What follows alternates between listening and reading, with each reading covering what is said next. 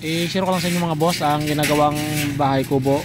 Bali, naglagay na tayo ng footing at maglalagay rin tayo dyan mga boss ng tie beam. Ang tatayo natin dito ay bahay kubo lang, pero papatibayin na natin yung pangilalim. Ayan. Ito mga boss, ang ilalagay dyan ay 2 sakong simento sa footing.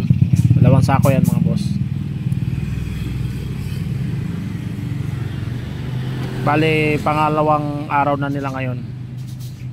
Isang skilled at isang labor. Bale, 2 lang silang gumagawa. Ngayong araw ang ginawa nila ay nagfabricate sila ng pang footing, tapos nagbutas ulit pang 8 butas. Ang posting nga pala nito ay siyam. Ay mga boss, ang kanilang ginawa kami ng pag fabricate, ano bang tawag din? Anilyo. Ito. Bali, ang nabuhusan nila kami na 2 poste. Bali, 4 na simento mga boss. Tapos nagputol ng bakal para bukas naman. Yan ang nagawa nila ngayon maghapon.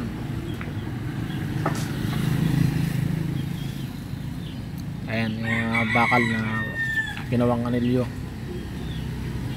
ring.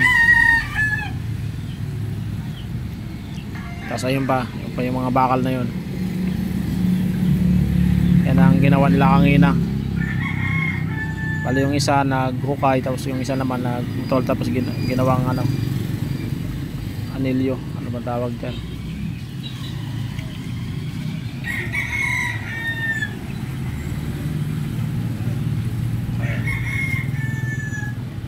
Pang 2 araw. Arawan lang yan mga boss.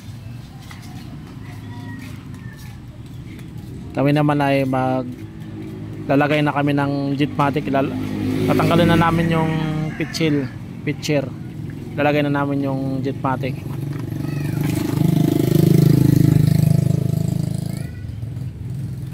Nasira na nga pala yung natin, yung pang trade, yung die trader.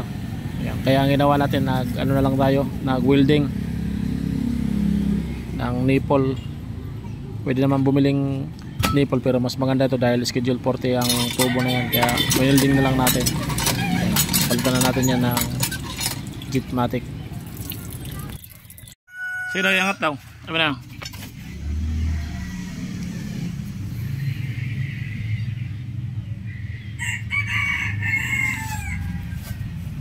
Sige, angat. Butang dito.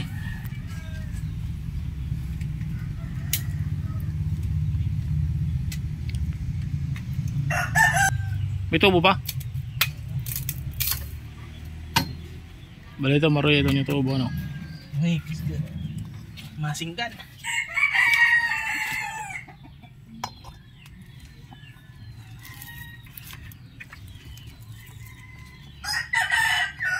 Diri ka siya? Ayaw mo hala ha? Diri ano? Oray? Gagat na? Diri tabingi? Kaya hugutan ta. Ito lang ataas? Kaya ito hugutan. Pupul sa bagol.